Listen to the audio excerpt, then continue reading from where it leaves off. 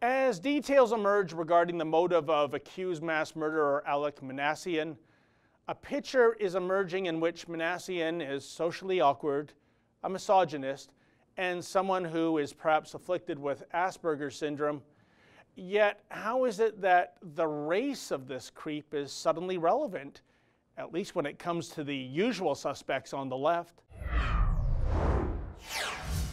In carrying out his grotesque massacre in North Toronto, it seemed Alek Minassian took a page right out of the ISIS playbook, a deadly tactic used so frequently in so many other cities, like in Nice when a terrorist drove a truck through a Bastille Day parade. By the way, there are people on the left who are undoubtedly already labeling me as an Islamophobe for merely mentioning ISIS, especially since the Minassian case is apparently devoid of radical Islam. But welcome to our ever-evolving planet, so beholden to the dogma of the double standard. Even though, according to the religionofpeace.com, there have been precisely 32,994 deadly attacks carried out in the name of Allah since 9/11 alone, it's best not to mention such facts.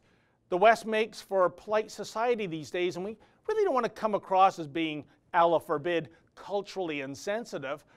We even have to be careful with our language when the motive is jihad, like the Pulse nightclub shooting in Orlando, in which Premier Kathleen Wynne said Islamophobia cannot be used to fight homophobia.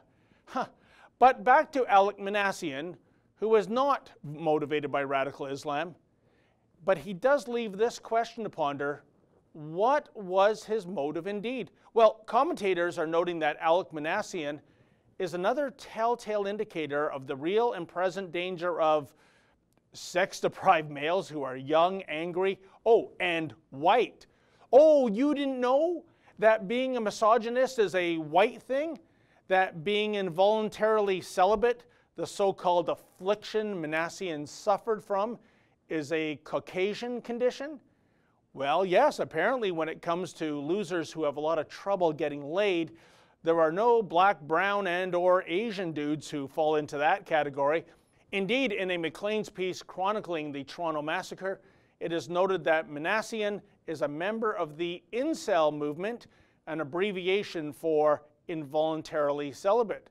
The Maclean's piece notes that, quote, according to University of Toronto sociology professor Judith Taylor, incel was a group started by a young Canadian woman in 1993 for people who struggled to find acceptance in their social lives, end quote. But writer Jeremiah Rodriguez follows up that statement with this one, quote, the term involuntarily celibate would soon be appropriated by groups of disaffected young white males who often vented their frustrations on online forums, end quote. Now, wait a second here.